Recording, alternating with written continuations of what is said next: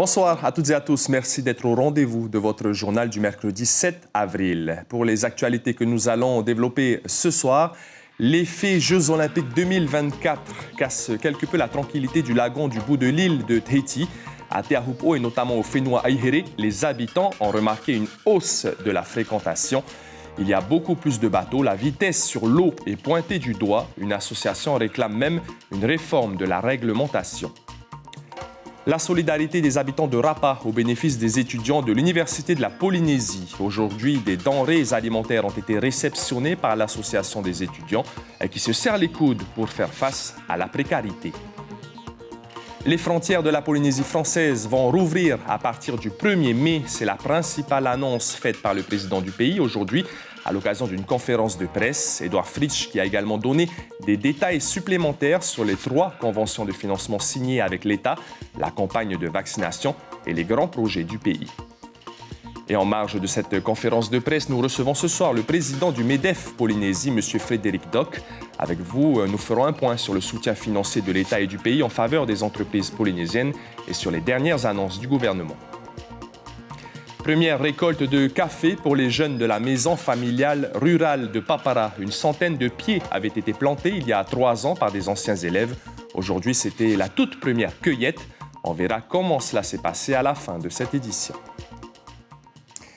Te Ahupu'o, le bout de la route, le Whenua-Aihere, ces secteurs sont de plus en plus prisés à l'approche des Jeux Olympiques. Les prestataires touristiques ou les propriétaires terriens sont nombreux à y investir. Les va-et-vient sur le lagon sont donc aussi beaucoup plus fréquents. Les riverains de l'association Défense du Whenua-Aihere souhaitent donc que la vitesse de ces bateaux soit réglementée. Mélissa Chong, Marcel Bono. Les bateaux naviguent trop vite au Whenua-Aihere. C'est le constat des habitants de la fin de la route.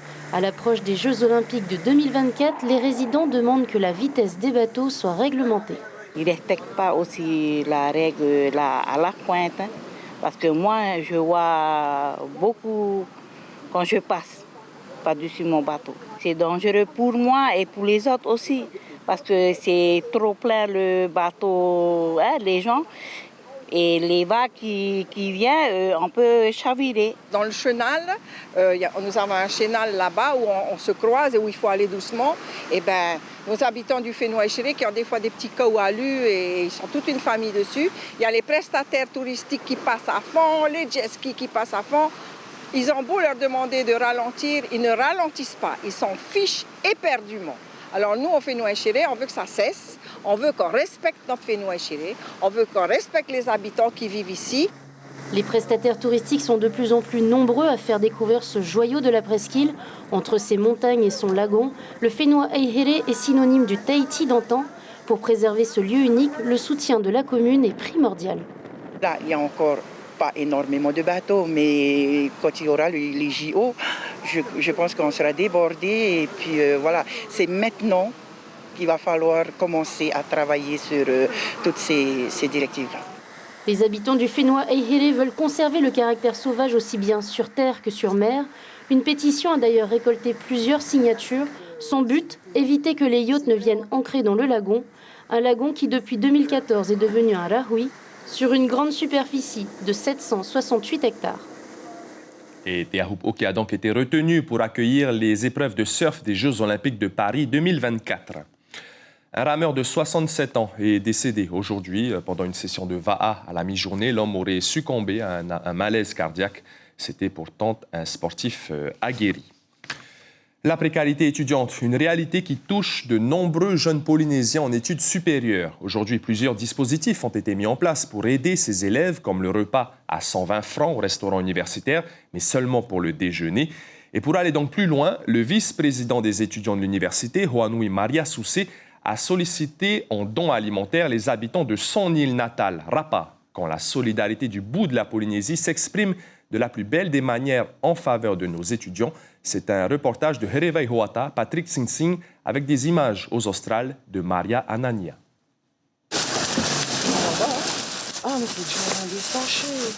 Grande surprise pour Ramonda. Elle découvre le taro, le poisson et les fruits qu'elle reçoit de la communauté de Rapa. Un don alimentaire pour les résidents de 4 lieux d'hébergement étudiants. Pour Ramonda, cette aide tombe à point nommé. Comme on arrive quand même, disons, en début de mois, et on reçoit la bourse vers le milieu mois. Du coup, on se retrouve dans des périodes assez critiques. À Rapa, l'ensemble de la population, guidée par le Grand Conseil, œuvre depuis 2 semaines pour aider ces étudiants qui peinent. Objectif, bien préparer les divers aliments. Facile parce que toute la population a œuvré pour que le travail se passe bien et justement pour aider Rouanoui et tous les enfants qui sont à l'université. Après plusieurs jours de navigation, les denrées arrivent finalement entre les mains des étudiants bénévoles comme Marshall. C'est la même chose. On est en train d'essayer de compter en fait les marchandises que nous avons reçues. Donc là, on compte le poisson. Comme ça, on puisse répartir au mieux avec les différents lieux où les étudiants se trouvent. Cette initiative vient renforcer le système d'aide et permet aux étudiants de diversifier leur alimentation. Ce projet s'inscrit dans la continuité des projets qui ont déjà été réalisés par les associations étudiantes, Avenir étudiante et Wihonupurinitiya, Jeunesse engagée, qui visent à venir en aide aux étudiants qui sont logés à la cité universitaire et au CHE, Centre d'hébergement des étudiants, par le biais d'aide alimentaire, de repas, de Depuis le Covid, beaucoup de jeunes sont en situation de précarité, même en nourriture. Alors, et comme ce sont des enfants des îles, c'était plus facile d'abord d'appeler les îles pour avoir du ma'a de chez eux. Une action que Rouanoui, vice-président des étudiants, souhaite voir se multiplier. Aujourd'hui, plus de 500 étudiants bénéficient de ce don en provenance de Rapa, l'île des Australes la plus éloignée de Tahiti. Retour à Tahiti avec un événement important, la réouverture des frontières prévue le 1er mai prochain. C'est l'annonce faite ce matin par Édouard Fritsch, le président du gouvernement qui rentre donc tout juste de mission en métropole. Passeport vaccinal, stock de vaccins et investissements sont les autres volets abordés durant ce déplacement. Un voyage dont Édouard Fritsch retiendra l'amitié que témoigne le président Emmanuel Macron pour la Polynésie. Jeanne Pequet-Pauira, Mirko Vonfou. Les planètes se seraient-elles alignées pour une réouverture du ciel au 1er mai? C'est ce qu'affirme Édouard Fritsch, qui milite pour la mise en place d'un protocole sanitaire strict à l'arrivée comme au départ des voyageurs. Et il a parlé au président de la République de passeport vaccinal. Dès lors où nous faisons confiance à cette vaccination, il faut y aller. Et c'est ce que nous demandons, à l'entrée comme à la sortie. La deuxième chose quand même qui vient en plus, et c'est là où nous sommes innovateurs, c'est que le J-3, le test avant de venir, est exigé, RT-PCR. À l'aéroport, à J0, nous faisons un test virologique, les fameux tests où au bout de 15 minutes, vous avez les résultats. Et au bout du 4e jour, nous refaisons nous obligeons à faire un deuxième test, c'est le fameux autotest, avec un traitement par poule. Donc, je pense qu'avec cela, nous aurons mis en place vraiment les barrières nécessaires et suffisantes pour éviter. Ceci dit, on n'évitera jamais. Je pense qu'au moment où je vous parle, personne n'est capable d'éviter que le virus n'arrive chez soi. Tests en batterie, vaccins et documents ETIS figurent sur le protocole sanitaire en cours d'élaboration entre l'Élysée et Papeete. Ce qui est sûr, c'est qu'il a obtenu d'Emmanuel Macron la garantie de disposer rapidement et en nombre de Pfizer. Mieux, la Polynésie, à l'instar des autres collectivités d'outre-mer, sera livrée en avance de vaccins unidose Janssen. Aujourd'hui, il y a un paramètre supplémentaire pour la Polynésie française, c'est l'urgence. Car effectivement, mes interlocuteurs à Paris étaient bien conscients que s'il n'y a pas cette vaccination, si nous ne vaccinons pas suffisamment rapidement, nous prenons des risques vis-à-vis de notre population. Donc c'est la raison pour laquelle, effectivement, le président a accepté de nous envoyer une surdose, puisqu'on passerait de 12 à 15 000 doses hebdomadaires. Et puis surtout, ce qui me réjouit, c'est qu'effectivement, il a tenu sa parole, parce que la France devait avoir la première livraison de Johnson au 19 avril, et j'apprends que nous allons avoir, nous, en Polynésie, 5 000 doses de vaccin Johnson dès le 17 avril. Réouverture du ciel, mais aussi investissement. Édouard Fritsch rentre de Paris les valises pleines, 29 milliards exactement, dont 12 destinés à l'eau, aux déchets, à l'assainissement et 17 abris de survie au Tuamotu. Les 17 milliards restants seront exclusivement dédiés aux grands travaux, mais l'État a-t-il encore les moyens de ses engagements ? On verra avec la mise en place du plan de relance, parce que voilà un troisième volet des moyens auxquels nous ferons appel pour réaliser nos investissements. Donc nous verrons s'il faut que l'État vienne renforcer sa participation, s'il faut qu'on regarde à nouveau le programme d'investissement. Bien sûr qu'on est prêt à le faire. Des vaccinodromes seront mis en place dans les prochaines semaines pour favoriser la vaccination de masse de la population. Un calendrier et des sites dédiés sont d'ores et déjà disponibles. L'objectif étant la vaccination des professionnels du tourisme pour un redémarrage réussi du premier acteur économique du pays. Et le président du pays qui donnait donc une conférence de presse ce matin, il a détaillé les conventions de financement, vous venez de l'entendre, qui ont été établies avec le gouvernement central. 29 milliards de francs seront donc consacrés aux investissements publics pour les 3 ans à venir. Frédéric Doc, bonsoir. Bonsoir. Vous êtes le président du MEDEF Polynésie. Avant de parler des dispositifs de soutien de l'État, le fonds de solidarité, le prêt garanti et faire un point avec vous, d'abord une question sur la principale annonce, la réouverture des frontières au 1er mai. Quelle est votre réaction? Enfin? Enfin, oui. D'abord, je tiens à dire, quand je vois vos reportages, je suis en rage. Je suis en rage de la situation de nos jeunes. Je suis en rage de la situation des sans-emploi. Et donc, je sais que le président du pays l'a complètement compris, l'a complètement intégré et allait défendre cette position auprès du président Macron.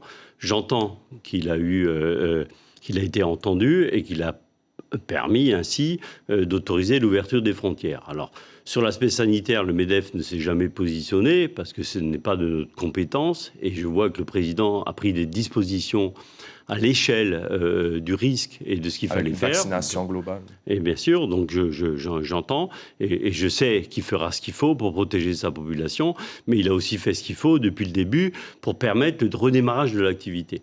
Donc aujourd'hui, ce que j'entends, c'est que c'est un démarrage de l'activité au 1er mai. Les entreprises vont pouvoir s'organiser et enfin, on va pouvoir relancer l'activité qui reste le seul moteur de l'emploi pour aujourd'hui et pour demain. La relance de l'activité, vous le dites, c'est le seul moteur pour relancer donc, et de redévelopper notre économie. Le tourisme notamment, les touristes sont attendus. Là aussi, c'est un secteur fondamental pour la Polynésie. C'est plus que fondamental parce qu'il y a des demandes.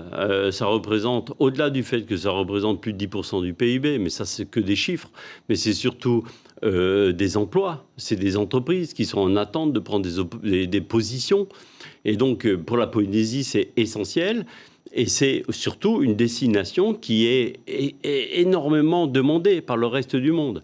Donc, le secteur du tourisme a écrit dans ce sens, le MEDEF s'y est associé. Et donc, on attendait des positions claires, de la visibilité. Ça va être visiblement le cas. Et donc, on ne peut que saluer le travail du président, le fait qu'il est allé en métropole, qu'il a arraché quelque part auprès de l'État cette possibilité de le faire. Et puis enfin, on va pouvoir démarrer à la vitesse qui permet de préserver évidemment notre sécurité sanitaire avec les protocoles qui va bien, mais en tout cas le président l'a fait et en tout cas c'est une très très bonne nouvelle pour le secteur du tourisme en Polynésie. Frédéric Doc, le fonds de solidarité de l'État, le PGE, le prêt garanti par l'État, ce sont 2 dispositifs qui ont évité aux entreprises polynésiennes de faire faillite pour beaucoup. Oui, enfin faire faillite, on verra. Mais en tout cas, le PGE, c'est un prêt qu'il faudra rembourser. Donc, ça va peser sur les finances. Voilà, on salue l'État parce qu'il l'a fait, il fallait le faire et on en est extrêmement content. Ça fait... en tout cas, ça justifie le fait, effectivement, de l'appui de la métropole sur ce point-là. Ça, c'est essentiel et il ne faut pas l'oublier. Les subventions... Ça reste une toute petite part de l'activité perdue.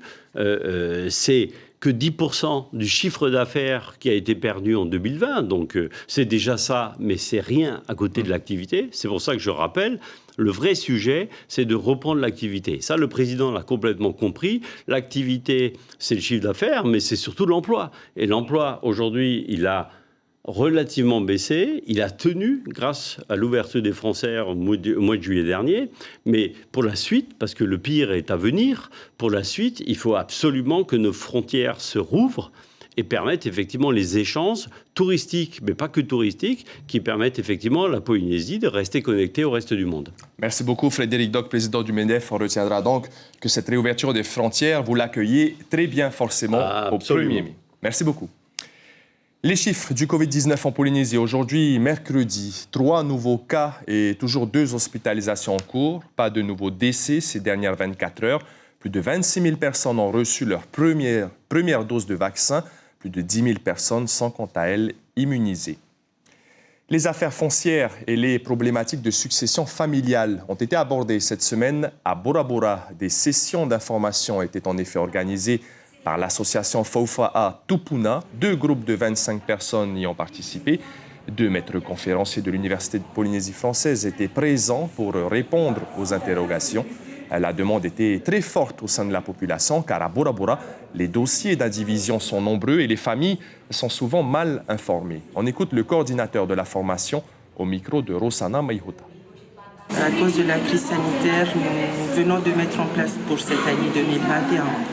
On invite toute la population à se joindre à ce genre d'informations, surtout et de formations qui peut être qualifiante en matière foncière et on les encourage à travailler, surtout les jeunes, dans les affaires de terre. Une formation d'arbitrage et d'officiel pour la table de marque. La Fédération thaïsienne de basketball a mis cela en place durant les vacances. La dernière des 3 soirées de formation a eu lieu hier à Fatawa. Une vingtaine de personnes ont répondu présents. Tous sont arbitres, mais ils sont venus se perfectionner aux côtés de Cédric Châtelard, formateur officiel d'arbitre en métropole, qui a aussi eu l'occasion de former les plus jeunes. C'est lui que l'on écoute au micro de Patrick Tsing. J'ai fait 3 séances donc sur Tahiti et ce week-end j'ai formé une quinzaine de jeunes et d'adultes en marquise. Et là on voit que ça a été une réussite, c'est que toutes les personnes qui sont venues sont motivées, ont posé des questions et ont appris des choses, enfin du moins je l'espère. Donc du coup c'est vraiment intéressant de pouvoir échanger et partager ces connaissances que moi-même un jour on m'a donné en fait. Je retransmets ce que j'ai appris tout simplement ici. Et justement on fait ces formations pour qu'on ait à peu près tous le même jugement. L'idéal serait qu'on ait tous le même jugement pour qu'on siffle tous de la même façon et qu'on ait tous le même arbitrage. C'est l'objectif ultime. Sport toujours, mais aux marquises cette fois. 4 jours de formation et d'initiation aux bases du tennis ont été proposés cette semaine à Uapau. La présidente de la Fédération thaïsienne, Ruth Manea, était accompagnée de la cadre technique de la Fédération, Anne Kriki-Leisner.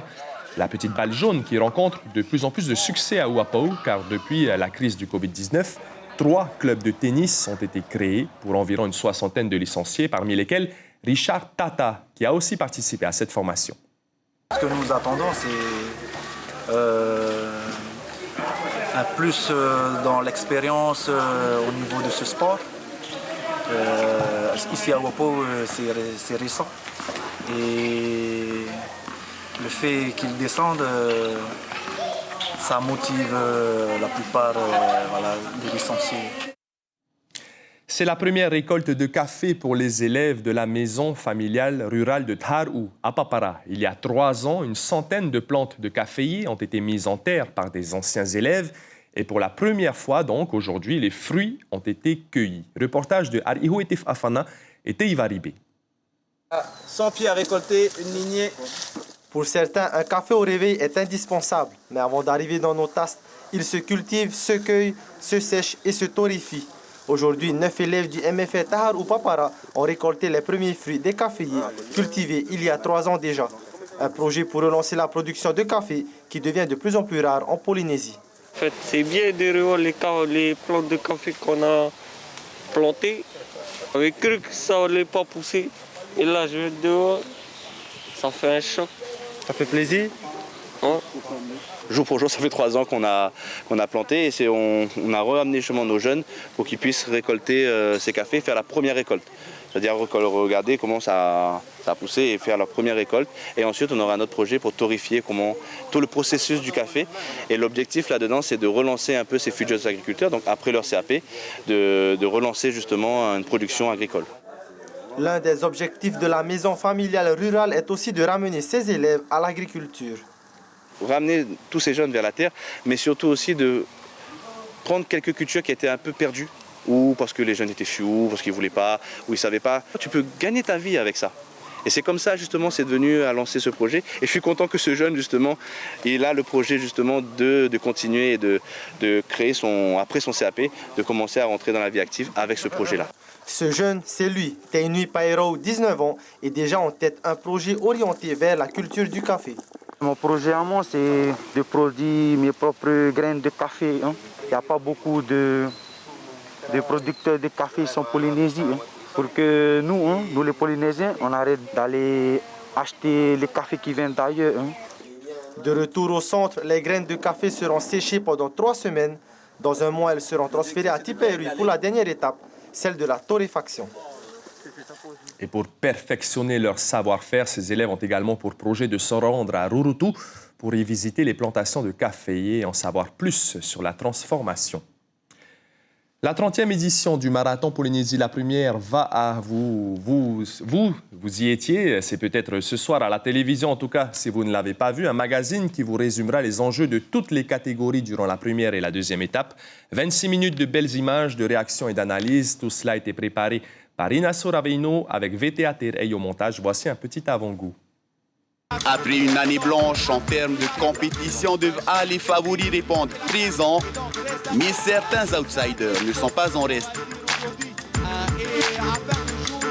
Un départ tonitruant donc, et à ce moment de la course, il n'y a qu'une stratégie qui vaille, arriver à la passe de Tapuna en premier pour éviter la casse. Cette édition est un peu particulière car les 15 derniers du top 30 seront rétrogradés en top 40 l'an prochain. Magazine à retrouver juste après ce journal. Avant de se quitter, l'information principale concerne les frontières de la Polynésie française qui vont rouvrir à partir du 1er mai. Le président du pays a également demandé à Emmanuel Macron, lors de son déplacement à Paris, un quota de 15 000 doses de vaccins par semaine pour renforcer la campagne actuelle et protéger au maximum la population dans l'optique d'une réouverture des frontières. Le gouvernement qui a également finalisé 3 conventions de financement avec l'État pour un montant de 29 milliards étalés sur les 3 prochaines années. Sur notre chaîne de télévision, ce mercredi soir, le résumé de la 30e édition du Marathon Polynésie la première va à un magazine de 26 minutes, juste après le téléfilm « Le crime lui va si bien ». À la une de nos quotidiens, demain, jeudi, la dépêche de Tahiti titre sur le Fénois qui sortira de son isolement le 1er mai. Tahiti Info sur la réouverture le 1er mai, mais à certaines conditions. C'est la fin de ce journal. Merci de nous rester fidèles chaque soir. Demain matin, premier rendez-vous de l'information radio à partir de 5h30 avec Abinera Tematahutwa et Corinne Tehitia. Je vous retrouve demain soir avec grand plaisir. Bonne soirée et prenez bien soin de vous.